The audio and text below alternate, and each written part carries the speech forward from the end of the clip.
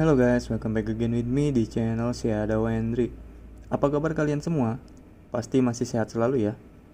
Oke, di video kali ini gue akan menceritakan alur cerita dari game PS1 yang berjudul Mega Man Legends 2. Ada yang masih ingat dengan game ini? Ya, ini adalah sequel lanjutan dari gamenya yang pertama. Oke, tanpa banyak basa-basi, mari kita mulai saja videonya.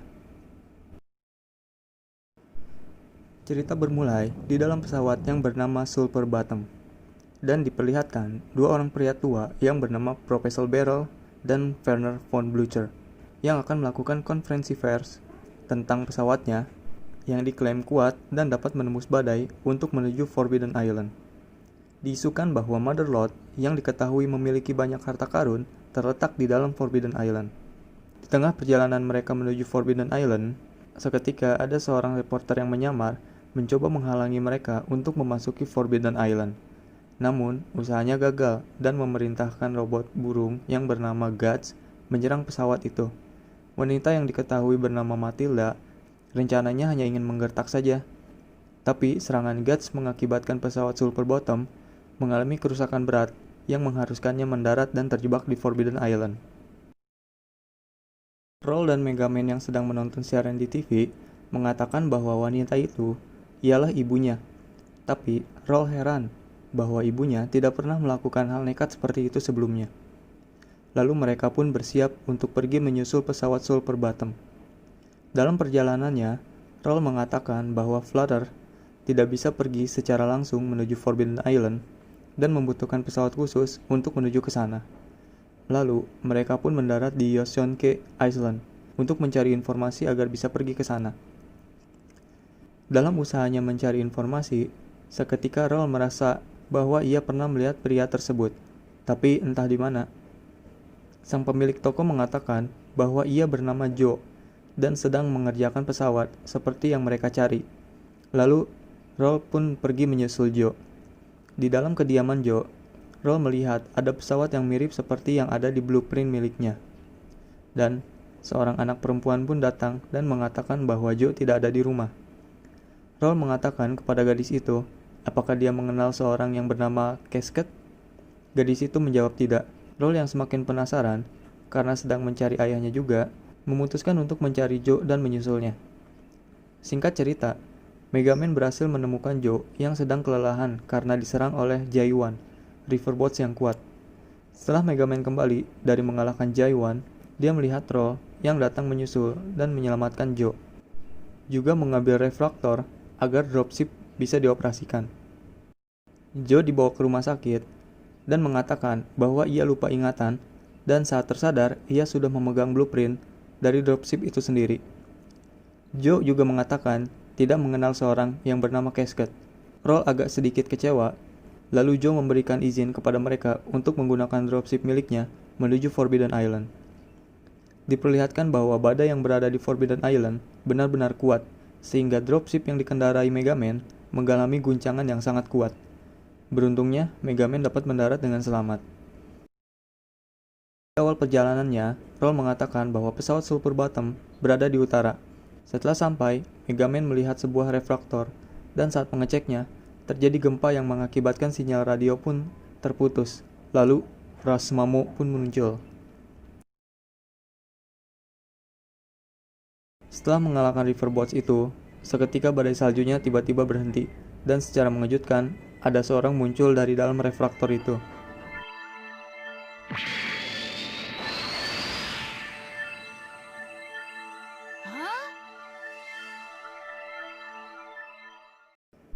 Ia adalah Sera dan Gitz, yang tersegel lalu mereka dievakuasi menuju Sulphur Bottom.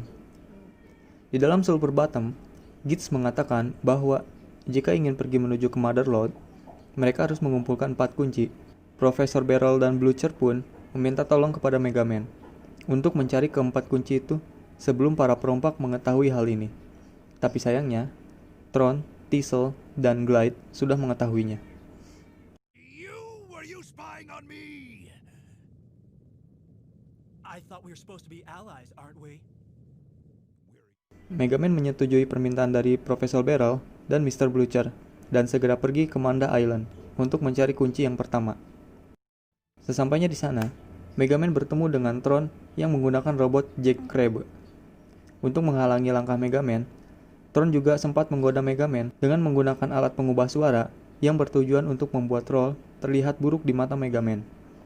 Setelah mengalahkannya, Tron pun pergi menggunakan pesawat Dredge dengan perasaan sedih dan cemburu.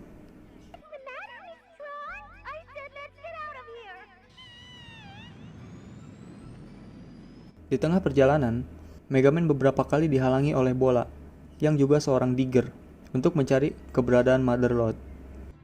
Ready for round 2? Tapi dengan mudah Mega Man berhasil lolos dan mendapatkan kunci yang pertama dan kembali menuju Sulphur Bottom untuk melaporkan hal tersebut. Blucher mengatakan bahwa kunci selanjutnya berada di Nino Island. Namun, pulau itu sedang diserang oleh para perompak.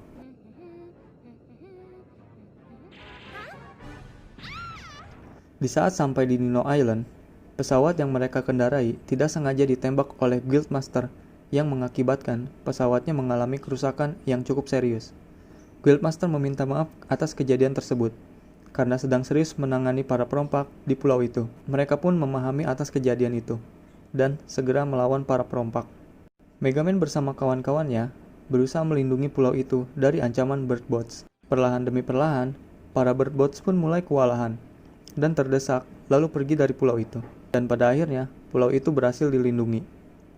Guildmaster pun berterima kasih kepada Mega Man, tapi Guildmaster mempunyai rencana lain, di mana ia ingin menghancurkan Glide Base Gate yang terletak di Calbania Island, dan meminta tolong. Mega Man pun menyetujui hal tersebut.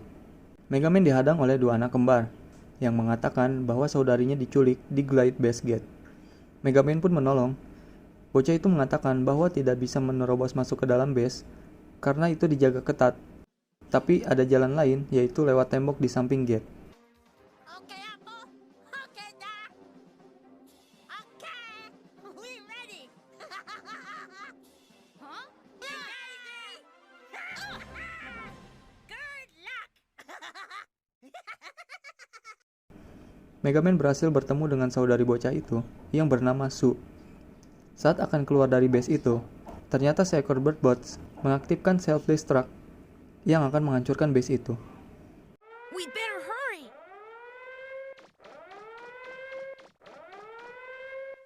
Beruntungnya, Sue berhasil mendapatkan kunci untuk keluar dari base itu, dan berhasil selamat.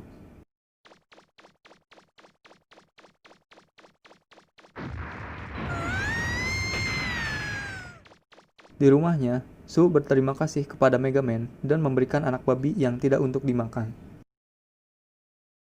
Mega Man kembali menuju Nino Island untuk melapor, dan seketika Glide datang dengan menggunakan King Gliden, yang membuat Guildmaster ketakutan dan merasa bahwa ini adalah akhirnya. Roll menyarankan untuk menggunakan senjata rahasia yang ada di pulau itu, tetapi Johnny mengatakan bahwa alat itu rusak. Jangan khawatir, Roll dapat memperbaiki benda itu. Get her back, Mega Man. It's our job to stop the pirates, not hers. Setelah berhasil diperbaiki, dan saat Roll menggunakannya, terlihat bahwa para kru yang berada di pesawat itu menjadi gila dan tak terkendali.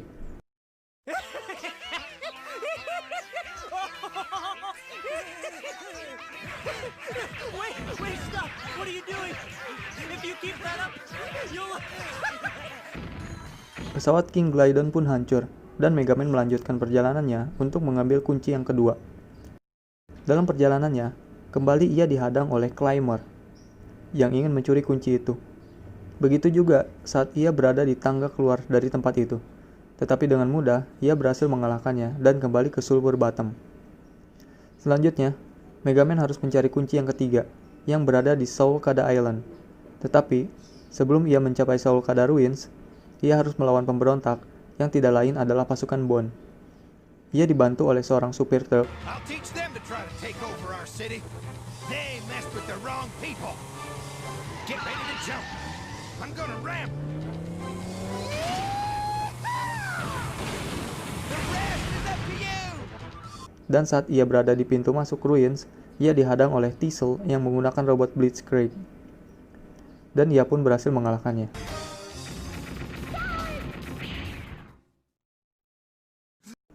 Di dalam ruins itu, ternyata ada seekor giant Reaper Bots yang bernama Woji Garen, yang untuk saat ini mustahil untuk dikalahkan. Ia harus menghentikan pergerakan lava yang berada di sekitar itu, untuk membuat Reaper Bots itu kehilangan kemampuannya, dengan cara menutup sumber lava dengan menggunakan batu besar. Di tempat sumber lava itu berasal, ia bertemu dengan Tron yang menggunakan robot Hover Gustav dan Bond. Tron menawarkan diri untuk bekerja sama hanya untuk masalah ini saja. What do you want? If you want to help us, fine, just say so. Otherwise, stay out of our way. Well? Mega Man pun menyetujui hal tersebut dan berhasil menutup lava itu, juga mengalahkan Woji Garen.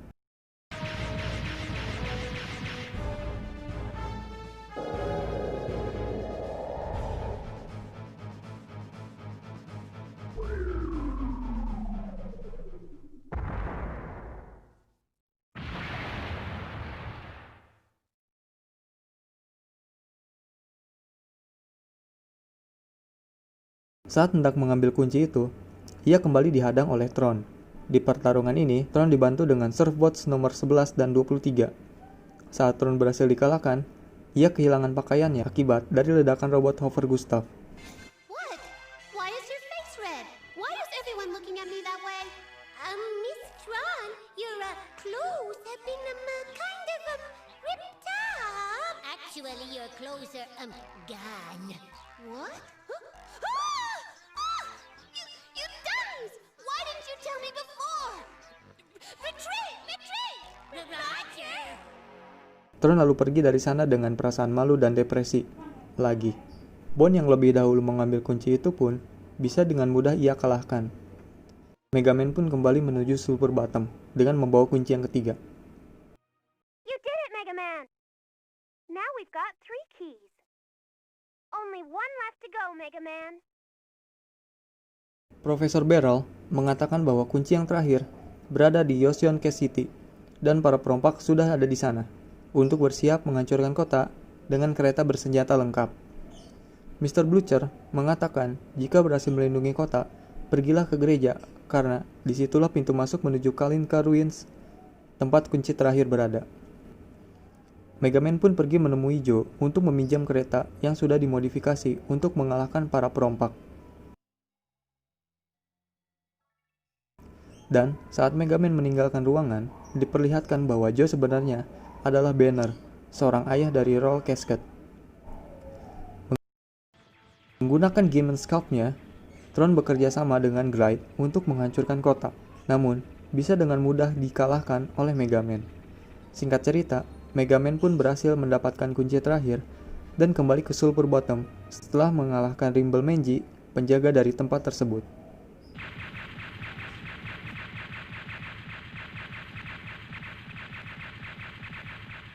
Saat akan memberikan kunci itu, seketika benda itu bercahaya dan pesawat mengalami kerusakan berat, yang ternyata itu adalah ulah Sera dan Gitz yang akan mencuri keempat kunci tersebut.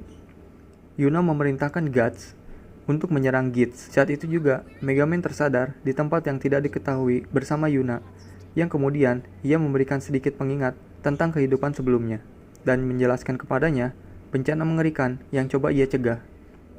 Sera memiliki rencana untuk mengaktifkan Carbon Reinitialization Program untuk membunuh para manusia yang berada di Terra dan menghidupkan kembali manusia asli. Segera setelah itu, Mega Man pergi menuju deck dan melihat Guts yang dikalahkan oleh Gitz. Di saat bersamaan, Tron dan kawan-kawan yang juga ingin mencuri keempat kunci itu melihat bahwa Mega Man perlu pertolongan dari mereka. Alright then.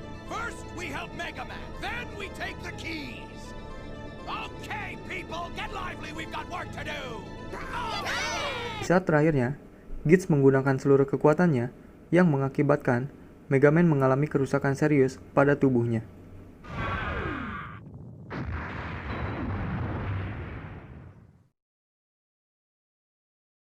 Saat dalam masa recovery, Mega Man mencoba untuk mengeksplorasi kembali masa lalunya.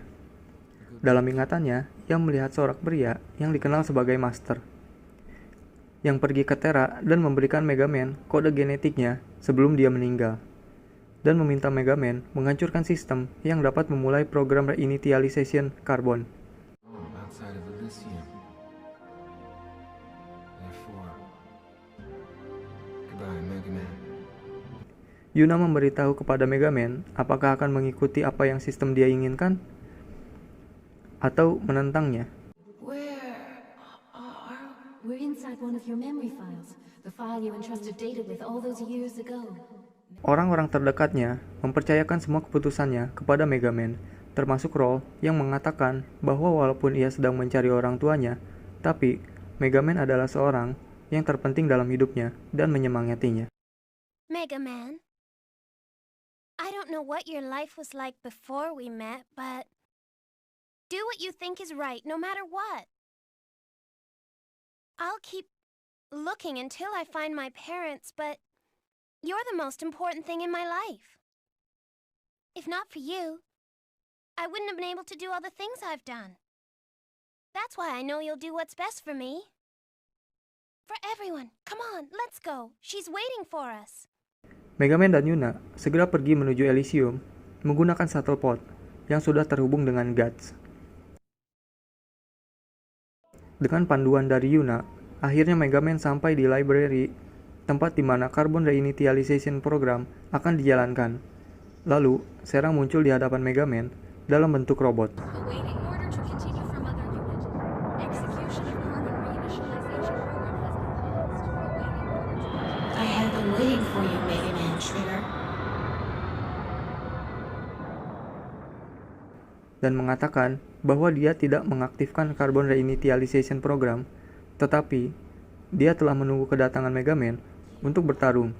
Harapannya dalam bertarung adalah agar dapat membuktikan kepada Master bahwa dialah yang ia sukai. Gats is attempting to assist you by invading my internal systems. I do not understand.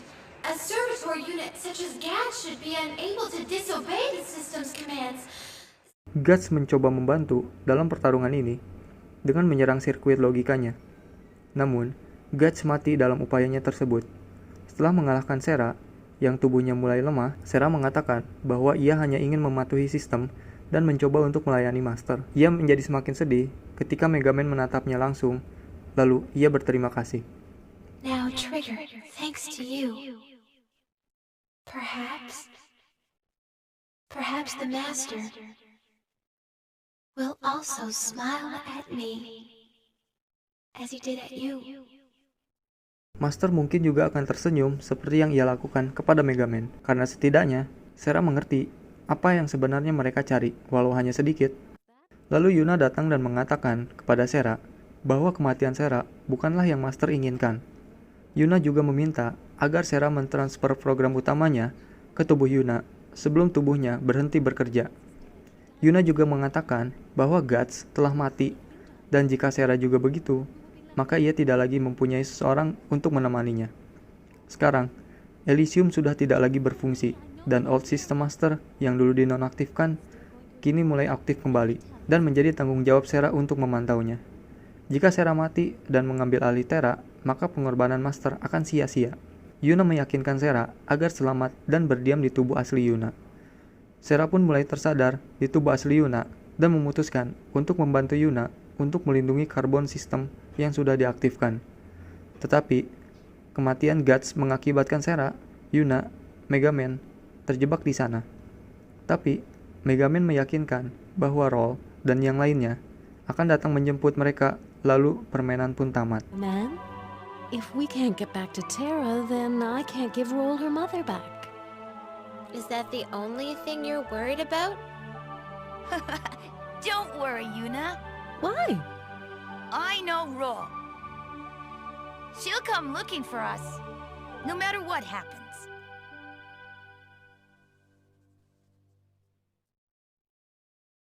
Permainan ditutup dengan scene yang diperlihatkan bahwa Roll dan Ron sedang membuat sebuah roket untuk menjemput Mega Man di Elysium. Much. If we take existing parts and put them together this way... See? Just look at how much money we can save. Oke guys, gimana videonya?